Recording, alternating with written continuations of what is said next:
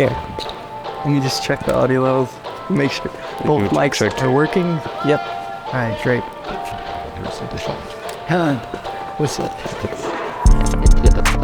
That's all right. Fight. Move my chair up? I don't know. I just felt like I needed to move it up. That's what everyone does. They sit down to the podcast and they move their chair. Yeah, it's like everything's perfectly set up and then Yeah. All right, do it. guys. So, welcome back to the show, Respectfully Inspired with Aussie Films. Today, we are here with Ethan Karlin. He's a concert photographer. He's shot big artists such as Jack Harlow, Justin Bieber, Don Toliver, Travis Scott, and many more. Before we get into the show, I always want to explain my why behind the podcast, which is I want to inspire people to invest in soul wealth. So not the classic wealth, which is money, possessions, achievements, but soul wealth, which is investing in your relationships and your memories and how you treat other people. So anyways. Amen. Let's end of that, bro. Yeah. Thank you for having me. You're welcome. Let's get into it. I want to start at Jack Harlow concert. By the way, guys, we're at San Diego State University, where we both attended school. And I want to start at a Jack Harlow concert that took place here on campus. Tell me what that Jack Harlow concert was in your journey. So that was like that was my first show as a Live Nation house photographer. Yeah. So the venue had me out for Viejas. That was on September 17th. Yeah. And it was 2 weeks before I had called the venue and I was like, hey, I want to take pictures at this Kendrick Lamar concert. They were like, no media, but we can get you Jack Harlow. And I was like, what?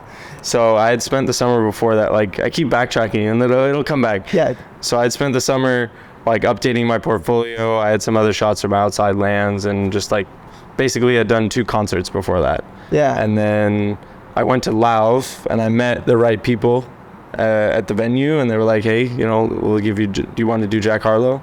Like, we need a photographer. I was like, all right, let's do it. What's crazy about this, why I love this story, is because at the time I was really into YouTube and I was filming a video about, I really wanted to meet Jack Harlow. So I was filming a video about sneaking into the concert, but the real goal of the video was to meet him. And I did kind of similar things to him. I emailed the venue. I tried to finesse fake security guard passes. I emailed his team, Jack, his best friend, his photographer, and I had zero luck. I mean, I ended up sneaking in, just like using tactics, but hey, go watch this video. But I had zero luck at getting in the venue, and you just stumbled upon shooting me up. Like I had bought tickets for the show already. It was kind of a like first few weeks of college. I wanted to live it up. I wanted to go have fun. Yeah. So I had bought tickets to the concert, and then the fact that they were like, oh, hey, you want to like photograph the event? It was like, what? It was crazy. And that was kind of, so now I want to jump into our second question, which is, how did you third door your way into this world? And these people probably don't know what third door means. So there's a reference that life is like a nightclub. There's a first door where you wait in line and you hopefully get in, but you might not even get in. You're just waiting hours to get into the club. There's a second door where it's like if you're VIP, if you're rich or famous, you just get let into the club. And there's a third door. That's where you run down the alley, you knock on the kitchen window, and you dive through the back door. And that's kind of like what I consider Ethan did, because most people wouldn't be shooting the artists that you're shooting this fast into their career. So it's mind-blowing, honestly. Like, it doesn't feel real that I've had all these amazing opportunities, and I've only been in San Diego for 10 months. Was there anything you specifically did where like you took the third door, you kind of finessed your way in? I mean, everyone talks about networking, right? Yeah. But it's really the relationships you build. Like, when you get an opportunity and you're there, let's say you go to a concert and you take pictures, like, you want to deliver the high quality pictures. Like, you want to deliver what you like, even if you're shooting for free, you got a press pass or whatever. It's more about the people you meet, though, to build that long-term relationship.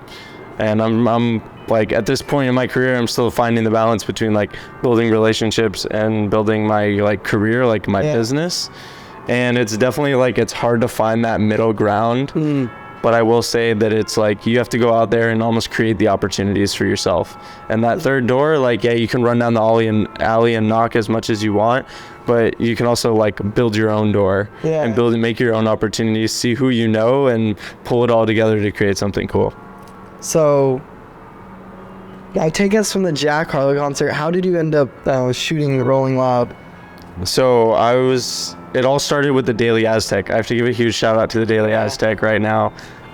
So they're the viewers, because they probably I'm gonna grab the newspaper real quick. Yeah. I want to grab the newspaper. So San Diego State has a newspaper. They have a publication. They have this, and then they have college KCR. Yeah. This is actually my photo on the back cover. The last edition of the semester. This was at almost Monday at the Music Box. But basically, if you try to go in as an independent photographer, you don't really have, like, other than your images, you don't have a lot of value to provide. Especially if you're not getting booked by the artist and you apply for a media pass, you don't have any sort of backing. You're not going to get in. So we had previously we had covered Wonderfront Festival in San Diego. Yeah. And we got reached out to by Rolling Loud's PR company to say, hey, do you want to cover Rolling Loud LA? Yeah. And that was like right after we submitted the press application. So we were like, everyone on the team was like, it's a long shot, it's not gonna happen. And I was like, we're applying anyway. Like, let's do it. Like, I want to, like, the whole dream, the whole start of concert photography was like the goal of kind of shooting Rolling Loud. Like, I had wanted to go to Rolling Loud, I didn't get to during COVID. And so we applied, we got invited to come, and it just became a dream come true. And it was on the way to reaching that, like, goal. Like, it really is about the process, like what you put in, who you, like, your journey and how you create that road. But it was really like that end goal unlocked so many more doors along the way that I didn't even know. You know what I think though is like, I feel like you're not even identifying how much you took the third door, because the Daily Aztec is like, it's just a school newspaper, and we do go to no, you're good. We got some people walking by. It's graduation day here at San Diego State, so it's graduation. I saw no busy, lots of families. School ended, but I forgot that graduation exists. Yeah. But anyways, what I was saying is that it's just a school newspaper, and a lot of people, no offense, a lot of people don't read newspapers or pick them up. It's true. But by taking this opportunity at the school newspaper, he could then go to Rolling Loud and pitch himself. And he has so much more credibility basically working for a huge university, working for a huge newspaper at a huge university. And therefore, he was accepted. Whereas if he had just approached Rolling Loud as like a solo photographer, he probably would have never gotten that opportunity. No, I would have had to go through the artist at that point, and I'm still pretty early on where I don't have, like, the in-stage artist. And it's almost like with concert photography, there's so many routes. Yeah. There's like, cause it's a marketing tool. Yeah. It's you're promoting the venue, the artist, the stage design. Yeah. And then there's a lot of like PR behind it too. So it's not just like you're selling something or the tour, but it's a lot of like this person is on tour and they're selling the fact that you know, they sold out an arena or they did that. So there's a lot of like press releases where they need photos. So it can be used for a lot of different things. You can be a concert photographer for, correct me if I'm wrong, you can be it for the artist, you can be it for the venue, you can be it for the stage production team. Is there anything else? Yeah, I'd say like there's PR companies too. PR companies that need it. I mean, they probably use like more of their media team and like the photographers that are already getting booked for the artist, but it's just like I didn't realize how big it was and how many other like opportunities. Kind of take. So right now I'm the venue photographer for House of Blues, downtown San Diego. Yeah. Beautiful venue, by the way. You should definitely go check it out if you haven't and you're in San Diego. Yeah, that's awesome. So this is something we touched on when we first met, and I thought it was a really good conversation, which is why I want to bring it up again. How did people treat you differently after you started? And because your Instagram looks really professional. Like, you go on his Instagram, there's photos of Justin Bieber, Jack Harlow, Travis Scott. Like, you look like a big deal. How did people treat you differently after this stress? I mean, it's hard to say like before and after, because I know before it was like I was at community college. My network was pretty small. You know, I do want to shout out my Diablo Valley College fam if they're listening. But you know, and then in like high school, there was, you know, I had my social circle, but I wasn't taking photography that seriously. Like I was posting a picture here and there. It wasn't concert photography. It wasn't like these big names. It's just like nature and stuff. So I'd say like after the fact, now that I've built this kind of network and they've seen like what I've done and what I've been doing, it's kind of like I do get treated like a little differently, I'd say. Like some people that don't treat me any differently, like you can tell. Some people who are like specifically want your opportunities, and that's okay. Like I want it. Like there's one photographer who just totally inspires me, and like I want to be where he's at. So when I get messages of like I want to be where you're at, it's like I didn't even realize where I was. I didn't realize how big of a deal it was.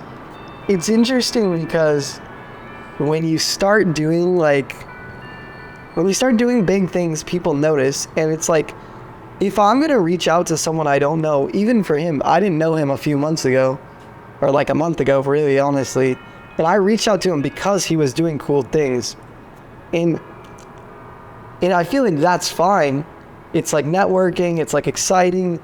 I have a podcast, but then there's like people who know you before and they don't give you the time of day, and then they see you doing all these exciting things and they give you the time of day, and part of me doesn't know what to think, because part of me is like, hey, if you were a real friend, you would have been there the whole time. But the other part of me is like, they're just noticing the same success that I'm noticing. So it's like, how can you blame them for caring more? On a level, I'd say it's like it costs $0 to support your friends on social media. Like 90% of the people don't have a personal brand on social media. You just post pictures with your friends, and that's okay.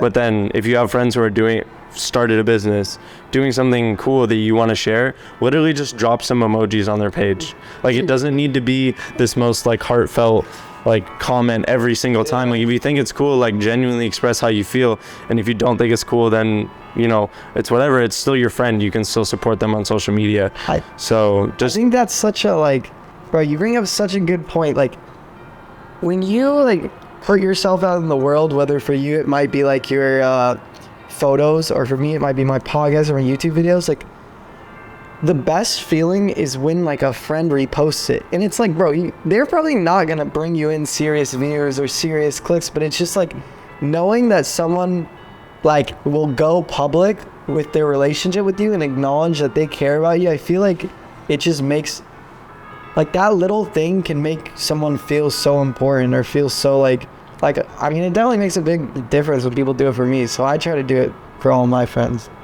It's underrated. Like support your creator friends on social media. You do not have to buy it. Like for me, it costs $0 to share my picture of Justin Bieber or whoever I took a picture of. Like if you think it's cool, post it on your page. And that's cool too, because he'll take pictures of Justin Bieber, and then last night, or we'll talk about your event later. We'll come back to that. He took pictures of small artists, and they get to sit on a page with Justin Bieber, and like it gives them some sort of credibility. So you're, in a way, you're like, you're giving back to the people you're taking photos of. Well, yeah, I'm capturing their moments, moments on stage. Like, and we'll talk about the event a little bit more later. But you know, I would say I'm a San Diego concert photographer. Like, I'm one of the guys in San Diego who's been doing this for about a year now. And you know, I'm just sharing my artwork at the end of the day. Like there's a business side to it. I would like to do this and continue to do this and hopefully live off this, but at the end of the day, like I'm just having fun. And let me ask you a question. I know you probably don't feel this now, or maybe you do. Do you feel like there's always a need to go bigger? Do you always need to shoot the next big artist?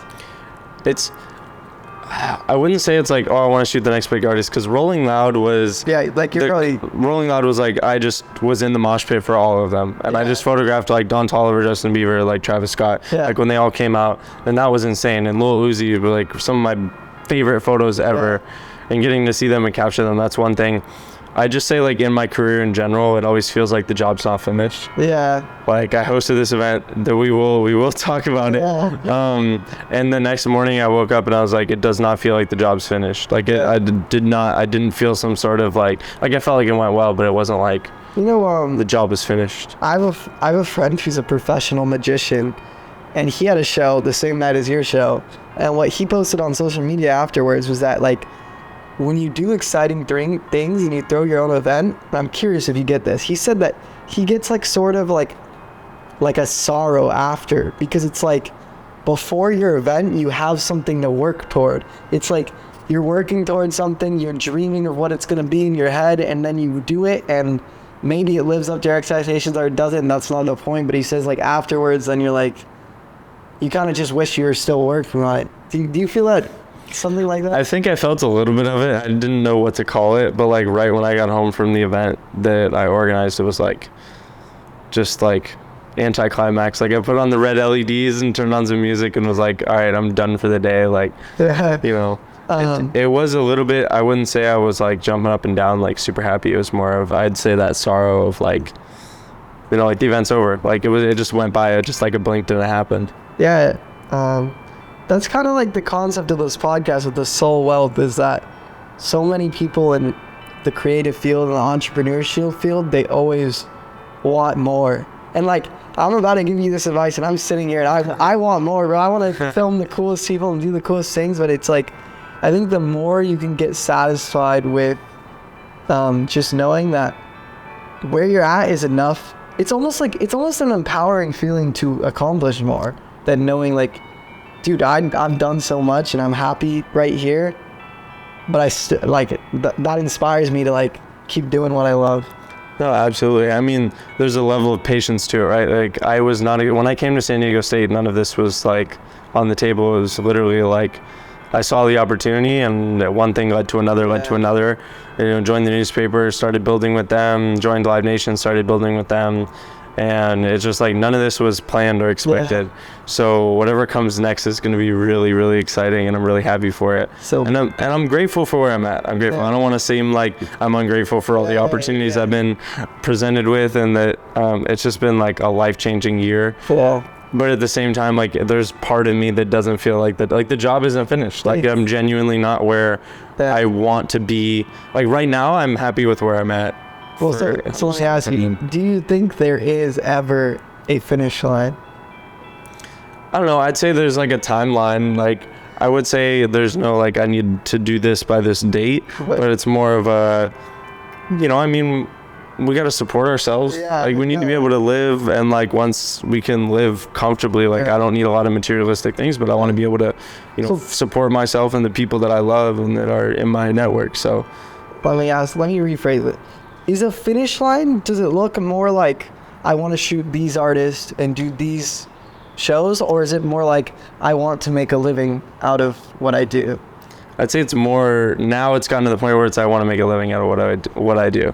Yeah, like, that's sick. The artist, Rolling Loud was the goal. Like the entire time I was in San Diego, it was like, I want to shoot Rolling Loud. Like one of my bosses, like when I first met them, I was like, if you know anyone at Rolling Loud, like please let me know. Like this is what I want to do. You know, digging through LinkedIn, trying to make those connections. And then once I got there, I just realized that there was this whole other universe that I had unlocked and created for myself. But so it's interesting though, because it's like you shot Rolling Loud, you get all those big artists, Justin Bieber, Travis Scott, like, but then like the way I would see it, and I'm curious if you see it this way, is like then I'd be like, well, now I want to do Justin Bieber, but personally, like I want to. Do you have that feeling where it's like I want to meet these people and like shoot like next to them, or? I'd like to start forming relationships with artists. I think that was kind of a step that I skipped in my concert photography journey because I started shooting for the venue. So there are artists who I've met the manager and I've been able to be like, hey, you know, let me get you the photos. I've sent them the photos. They really liked them, or repost them. Like Dylan Conrique, you know, I got to meet her and she really liked the photos, reposted them. So I'm honestly not quite sure what the next chapter looks like or what my next goal is. It's more of like quantity of opportunity and the monetization of the opportunity rather than like specific one. I would say I'd like to meet some more artists though. Like they're definitely. If you could do personal photography for any artist, who would it be? You know, I've never thought about this. I've honestly, so that's tough because then I'd have to go on tour. Yeah, if you go on tour. If I were to go on tour, God, I think I want to go on tour with Harlow. I don't even And know he's what that so is. he's an EDM DJ. He's coming to San Diego May 28th at Nova, and I'm going for my birthday because I'll be 21. 28. But he does this existential dance music, and it's like super positive and like just like all about like love and just this like it has a positive energy to it. And I really I resonated with that. It was one of the first like EDM artists that I became a fan of, like a genuine like I'm gonna follow them and listen to music. So I think if I went on tour with them, it would be like a really fun experience. But that's we'll see. That's like I like that answer because it's very doable. Like you can make that connection. Yeah, I might Find a way to. I might try to do that. I can't decide if I want to go to that show like and try to like work it or like network my way into it, or if I just want to go and like have a good time. Well, no, just like have a good time for my birthday because I'll be 21. I turned 21 the week before that. Like, that's hard. That's a hard question. 10 days. I think if you want my advice, I think you should third door it. I think I should try to third door it too. Make the connection. Yeah, also like you'll feel happy if something goes about it. But I know what you're saying. Like you want to just relax and just. There's times like I'd say concerts specifically. Like I love live music. Yeah. And there's a sense of like getting to be literally in the front row. Yeah. Like closer to the artist than anyone else. Like it's kind of a surreal feeling. Yeah. Even when you're in the moment. But there's also a time to like be with your friends and just enjoy the live music and the experience that the artists are creating for you. So it's definitely like hard to find that balance now that I'm going to like 2 concerts a week pretty much. Actually, going back to that like first Jack Harlow concert where I was doing my video and you were doing your photography, I tried so hard like to get to the front. I made fake VIP wristbands. I snuck down to the floor section and I had this cardboard cutout and I was telling everyone like I'm giving it to Jack and it had signatures from his fans. And I pushed all the way to the front and I like kind of tried to throw it on stage and it fumbled down into the area where the photographers were between the stage and like him performing. And I knew that like, dude, the people were pissed around me. The people who paid for VIP were like, why is this kid holding a 6-foot Jack Harlow? Like he's pushing his way through the crowd. They're like spent hundreds of dollars. They tell me they're like, get out. Like they're mad. Some people were really supportive and they wanted to see Jack Harlow grab it. But I kind of had, well, I'm curious if you kind of have these moments, because it sounds like you're describing where I knew I did all I could. Like, I snuck in, I made the VIP wristbands, I threw it, and it fell short, and if he wanted to, he could have had someone hand it to him. And I don't like the word give up, but I just was like, I'd spent the whole first 2 hours of that concert just on a mission. And then I just let go of it, and I just went to the back with my friends, and I enjoyed the rest of the concert. Even though I needed to make that video. I'm like, now it's kind of what you're saying where it's like, you have the best seat in the house right in front of the artist and you're taking these, you're the best seat right in front of the artist and like, but you're kind of lost in your camera. Like you're on a mission. Yeah. Yes. Very much so. I'm like, and when you're with your camera, it's you and your camera. Like you're listening to the music, but you're at the end of the day, like it's almost like, I want to say it's like chess, but it's a strategy game, right? Like, you know, maybe you've done research with the artist before, you know what's going to happen, but you have your set style and like, I know what my shots are. Yeah. Like pretty much like when I go to a venue, that's, I guess one of the perks of being a venue photographer is I know the venue like the back of my hand. Like I know where the shots are for specific lighting, for specific this. So, but there are times where I just need to like put the camera down and be like, enjoy the moment. It's very hard for me to do that sometimes.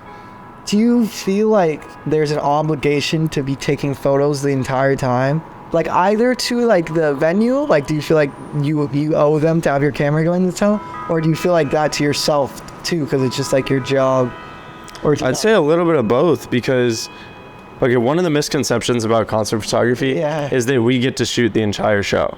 So when you're shooting, let's say for press or for media, you have a publication, most likely you're only going to get the first 3 songs of the entire show. Like you get first, or of each artist, I should say, of each artist. And so that's like literally, I don't know, let's say 3 minutes a song, you get 15 minutes or less because it's the intro, so they speed through it. Maybe it's 10 minutes or less. Jack Harlow, it was like 3 minutes in the pit, 3 to 5 minutes. So I'd say, you know, when I am shooting and I do get to shoot the whole show, I want to take full advantage of it, depending on the artist. Bryson Tiller, I shot the entire show. That's sick. From start to finish. But there are shows where I've like maybe like half an hour before it ends, I'm like, the lighting's not changing, nothing's happening. Like I've gotten all the photos I can out of it. Maybe I'll just enjoy the music or I'll go and edit. So I'd say it's a mix, but I do feel a little bit of a like, I want to maximize this opportunity. What if I miss a moment? Yeah. What if I miss a moment? That's the biggest thing. The other thing about that too is that you want to enjoy like the best song. Everyone knows what the best song is, and you want to enjoy that probably the most. But that's also probably when the best photos happen because they're most into it the most. But I'm really curious, what do they do when they kick you out of the pit? Like where do they send you? So for Jack Harlow, the only reason I got to stay was because I had tickets already. Yeah. But did they let you stay in the pit? No. First 3 and you're out of the pit. Bryson Tiller, this last big show that I shot, which has opened a lot of opportunities. Thank you, everyone who made that happen. Was that at the A House? That was at Soma. Oh, so Bryson Tiller was at Soma. For Jack Harlow, it was first 3 in the pit, and then I had to go check my camera in. Like, I had to give it to, I don't know, like the box office, basically. And then I could go back and enjoy the show.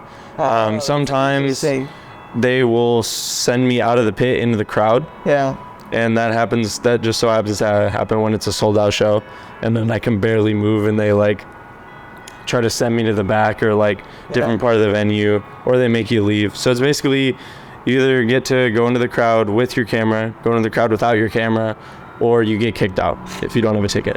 That's interesting. That's the thing, which is curious. I don't know why artists or any sort of management, maybe there's a reason for the first 3, but let us shoot from the house for the rest of the show. We will get you awesome images. You just have to let us cover the show. I feel like it's like extra work for them to kick you out and they get less photos. It's like, I think it has to do with us being in the way of fans. Yeah. Because I'm not shy. Like I will stand up in the photo pit. I'm sorry if you're front row at a show I'm covering. Funny. I will get in your way for the first 3 songs. I have to do my job. Yeah. That's funny. But if it's any longer, then you're being annoying. So I guess I get it. But let us shoot from the house for the rest of the show. I was holding the 6-foot Jack Harlow in front of a wave of fans. They were pissed at me. Some people were really into it. They're like, dude, you gotta give this to him. And then other people were like, I've been waiting 6 months for this concert to get this out of my face. Which is why I ended up just kind of throwing it. But let's get back to your event. Oh yeah. And in-person events in general is why I think concert photography is so cool, because everything is going online. I mean, we're in school. You have the option to take school. You have the option to be here and take school all online. Like, you remote working, work from home. Everything is online, but concert photography is literally like a career that can't be online. And it can't be replaced by AI either. Yeah. You can't replicate these photos in AI. I'm sorry. Like, it's just not real. Like, it's not a real moment. You can use it for graphic design, but you can't use it to replicate real moments. But sorry. So, Ethan, earlier this week, which I attended, he threw his own in-person event with the help of some people, and I had done something similar a couple of months back, and something that's really important to me, because I feel like in-person events like bring a lot of I feel like they're soul wealth. They bring a lot of happiness to people, and a lot of people are craving them more and more and more, especially since COVID. So how did that come about, and like what are your thoughts around it? So that concert, I took it from idea to reality to finish, from fully start to finish, from the idea stage to being like it's done, which is a crazy feeling. Yeah, what did that look like? So I had come up with the idea for the event. I had some goals in mind. I wanted to get people to House of Blues because a lot of people have heard of it. They'd never been there. Yeah. I wanted to provide opportunity for local artists to perform at a big venue. We've had backyard concerts get shut down by cops because there's so many people, or it's too loud, or you can't, you need a permit or whatever. And I wanted to give other photographers the opportunity. So with that all in mind, I came up with the idea for a summer kickoff, the kind of an end of the semester celebration, a party, a free concert. And I pitched it to House of Blues. They liked it. They helped me refine it to, what they could do, or give us what opportunities they could give us. Let me cut you off a bit. What did your pitch to House of Blues look like? Because I don't know if the audience knows this, but House of Blues is it's a major establishment. I believe all over the U.S. I believe they have them in London and other cities. It's a big venue, and no offense, you're not a big person. So I'm not. How did you get them to be on board? No, I don't take offense to that at all. I'm not. concert photographer from San Diego. I go to San Diego State. Like, I'm not some big hot shot. But I work for House of Blues in downtown San Diego. Just shooting other events. Yeah, so I'm concert photographer. I go there. I have a gig on Wednesday. I'm shooting Snot and Night Lavelle and some other stuff. But you kind of have the aim with them. So I'm in. Like, I know the people who run the venue, and I was like, hey, like, I think you guys should be targeting a college demographic. Yeah. And we can talk a little bit more about all the projects I've done at school that just relate to like music and concerts, but you know, I wanted to provide all those opportunities to the artists, photographers, to the venue, and to the people, to the attendees. So I pitched the idea to House of Blues. I created like a document with a pitch and like some of my ideas. And then I went to Aztec Music Group, and they're a club at San Diego State that basically has all the artists, like all the local artists. Like, they do the backyard shows here. Huge shout out to them for helping us with this. So I pitched it to them. They liked the idea. We got In the Mix, which is the DJ club involved. So we had 4 artists and 2 DJs perform. Yeah. It was an event from 6 to 11, technically 4 to 11 o'clock. Yeah. Basically all day event with the happy hour. And it just, everything went perfectly. The timing, technology, the people, like, I don't know, how many people would you say, like 150? People really were in and out. Like, it went perfect. You would have never known it was your first event. And you know what I was surprised with too is that all those people, like, all the musicians he got, like, they were legitimately talented. They were good. They were all very talented, because I went there in support of him, so I wasn't really there with friends, and I was really taking in the music, and I was like, damn, like, these people are all super talented, and it's really cool that you gave them that platform. I had only seen one of them live before, so I was kind of taking a risk. Like, you know, I was, you know, I let Aztec Music Group, or I worked with them to do a lot of the artist relations and helping me pick what artists should perform. Yeah. You know, my focus was primarily on the marketing and like the event organization. I needed their help for the artists, but I'd seen one of them live, and then I was like, I would pay to see them. Yeah. That's awesome. I think if any of you guys are interested in hosting in-person things, like what I kind of did, and I think Ethan a little bit similar, was I would go to the event. Or for me, I threw a picnic for strangers, but these like really expensive picnic companies that cost like $1,000. I went to the picnic company, and I pitched them on the people. I said, yo, these high profile people from San Diego, company owners, CEOs, like musicians, they're all going to be here. And if your company can just be associated with these high name people, but they hadn't agreed to go yet. But then the picnic is like, of course we want those people. And then you go to those people and you pitch them on the event. You say, hey, we have this really nice picnic company. They do $1,000 picnics that are sponsoring the event, and we have food sponsors. So you sell each part of the event on the other side of it. It's like you sell the location and the setup on the people, and you sell the people on the location and the setup, and then it just kind of comes together. That's how it worked for me. Yeah. I'd say it's a little similar, right? Like, I pitched the venue the opportunity to reach the college demographic, and it's a free concert to end the school year. I don't know what, like that sounds awesome to me. Yeah. Someone tells me about that, especially not being 21. It was an all ages event, so anyone could go, 18 up. So it was like an opportunity for everyone, and just like providing that value. I think, you know, there's a lot of party culture here at San Diego State, and if that's for you, that's great.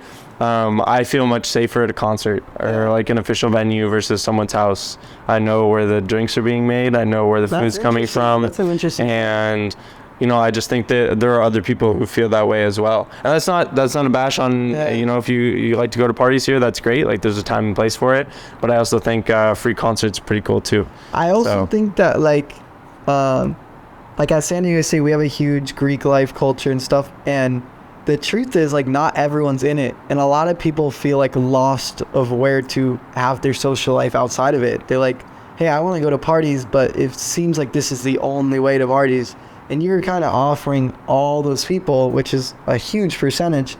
And this is something I want to solve in my life, is that, like, I ask people all the time, if you don't meet your husband or wife in college, where are you going to meet them?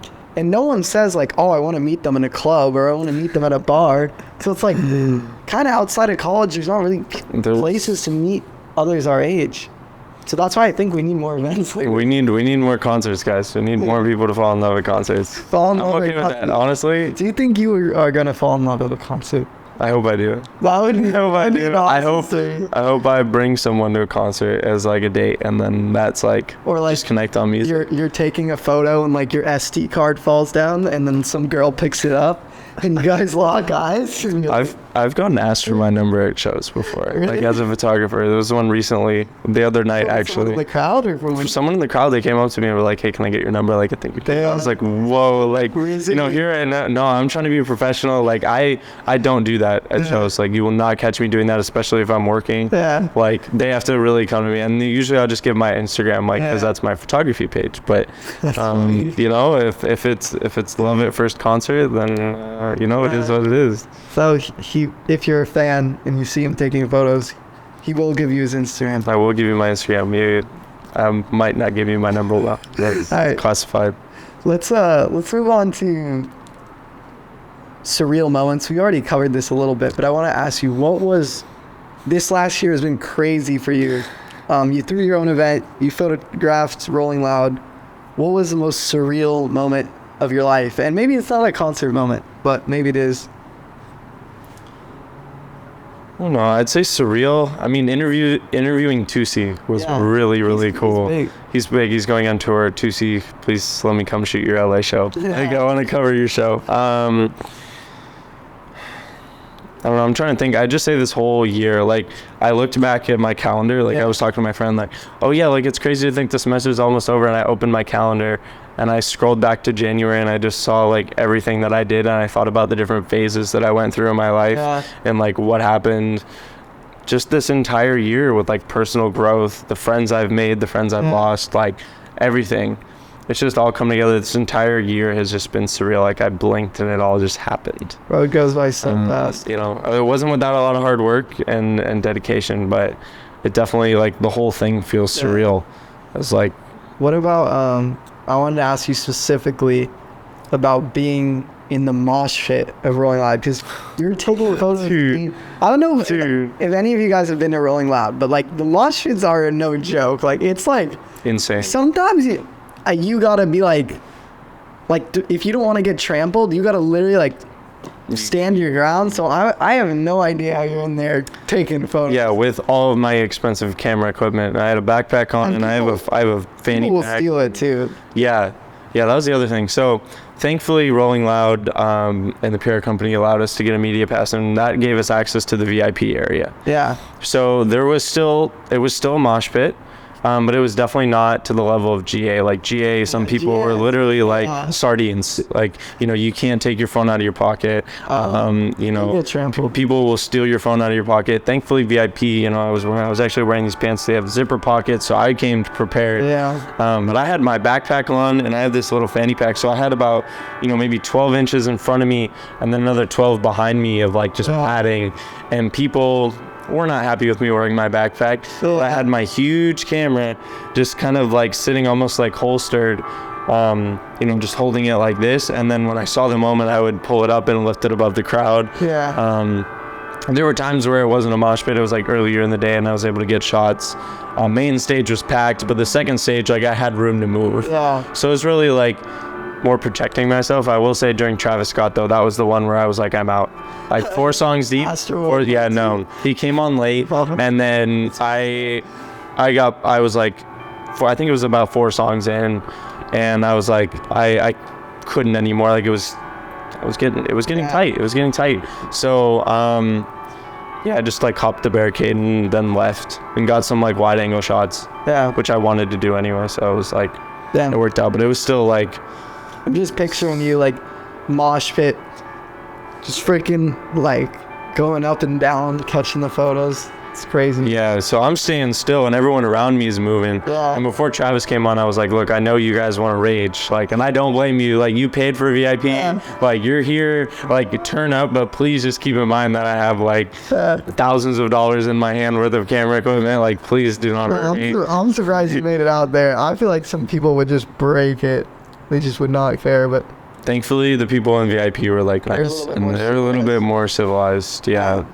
So, you said if you don't want to touch on this, we don't have to. But how did your experience in high school shape your current success? I'd say it was more like just like transforming who I was, like learning what social norms were. Like, let me tap in more to this question. I was bullied a little bit in high school. Not like no one took my lunch money, but I was just like a really small kid, and I felt like I didn't fit in. And one of the quotes I recently heard from Matt from Yes Theory is he was saying is like a lot of entrepreneurs or creators, the reason they start their business or they start doing something different is because they feel like they don't belong in their current world. Like they don't belong in their current community, so they have to go and make their own. Like they build their own world. And I have felt that a lot. Like I relate to people like you or entrepreneurs or creators who are kind of like not always outcasts, but yeah, in a way they're kind of outcasts in their like regular life. So they decide to do something different. And I'm curious, that really shaped me in high school. I'm curious if you had a similar experience. I mean, now that you like put it like that, like, yeah, I mean, I'd say early high school, like first 2 years, I was pretty much an outcast. Yeah. Like, and then like everything before that I was too. Like just, first few years were like, okay, how does one behave? How does one be like, Yeah.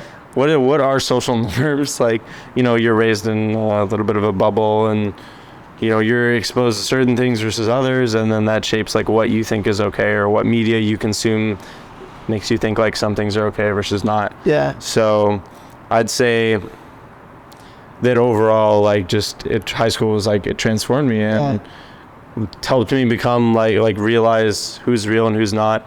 There's so many people in high school I have not heard from. There's maybe 2 or 3 people. Yeah. But there are a lot of people that like showed face and said like, hey, what's up? And, knowing that they were, they were preying on the downfall. So, it's kind of like, it's a little bit of a push, a little bit of a motivation. It's like, I hope that everyone that knew me or my previous version of myself, I hope that they see that where I'm at now. And one, I hope it's inspiring that, you can, if you have a dream, you can chase it, but also like, where were you when you were bullying me in the hallways or like making fun of me for my shoes? Yeah, where am I? Now I got the 4s on. Like, oh man, they used to say, what are those? I used to wear Asics all the time. Yeah. What are those? So, well, what are these? Like, I like your shoes. Thank you. I think they fit your outfit well. Thank you. I only got a few pairs. My wallet only allows me to have a few pairs of cool shoes, but overall, just, is that something you want to like get if you like make a lot of money? Are you a shoe guy? I'm gonna get some more shoes. For sure. It's just kind of an interesting thing. Yeah, I say like entrepreneurship. Also photography is a very solo thing. You don't do it with a lot of people. It's alone. There's very few scenarios where you're able to be with people, and there are other photographers I've met, but at the end of the day, like, we're not holding the camera together. It's you and your camera. And I think that part of why I resonate with photography is because of that, is I didn't really have that like bigger network that I now have in San Diego. It was like high school and community college, a few homies here and there, but things have changed. I didn't think about it too. It was like, yeah, that career it's one of those careers where it doesn't feel lonely from the outside because you're always in mosh pits, you're always with people, but the truth is, when you're doing it, when you're in the weeds, it really is just like you're alone. It's me and the camera. Yeah. That's it. Whether it's your nature photography, concert photography, any sort of photography, like whether it's of people, for people, whatever it is, like photography is a pretty lone job. And, maybe you're on a media team working together, but at the end of the day, it's you and your camera. How does that make you feel? It's kind of, I'd say both. Because there are times where I want to put my camera down and be with the people who are around me. And there are times where it's like, this is my little world. This is what I'm doing. This is what I'm working towards. These are the goals that I've set for myself. And, maybe things will change, but I'm loving it right now. I'm loving it. So, all right. So since this podcast is focused on soul wealth, this is how I want to end every episode. I'm starting it with you, because I forgot to do it in my first episode, is I think the best way to engineer people to think about soul wealth is to ask, what do you want people to say about you when you die? So, for example, no one's gonna say Ethan Karlin took the best photos. No one's gonna say Ethan Karlin was the best concert photographer and he made a bunch of money. Well, they might though. They might. Most likely, they're gonna say something like Ethan Karlin was there for me when I was down. He cared about me when I was sad. And this is where I differentiate. A lot of people in life, they focus on wealth, they focus on their achievements or their possessions or money. But how do you want to be remembered when you die? What do you want people to say about you? Whenever it is, I hope it's a long time from now, and I hope I have a long time to think about this answer more than right now. I don't know. I'd say like I want to create opportunities for more people. Like as much as I enjoy my concert photography. Like when I hosted the event, I wanted to get other photographers there. I wanted to provide them with the opportunity to do it, also so I can focus on other things. But like, I want to provide people with more opportunities, and like, if it's like, I guess like first thing that came to mind was like Ethan provided me this opportunity that now made me X, Y, and Z, or like helped me out with X, Y, and Z. Like, you know, I want to be like, I don't need to be on like my name doesn't need to be on the billboard or anything. If I can help other people grow, like it's not about fame or clout or any of that. It's not about followers. I could care. I could have 100 followers and I still love what I'm doing. Well, it's more about like what opportunities am I creating, but also what memories am I capturing. Well, with my photography. So such a beautiful answer, and that's like when I give the little brief summary of soul wealth, I say investing in your relationships and creating memories. And I feel like that is like what you're doing. Like you are creating memories through these photos, and you are investing in your relationships and giving other people opportunities. And your event showed that, and I can't wait to see what you do in the future. Yeah, we're just getting started, bro. We're just getting started. Right, Sorry. let's go. Let's do it. Peace out. Yeah. That was good. Is that good?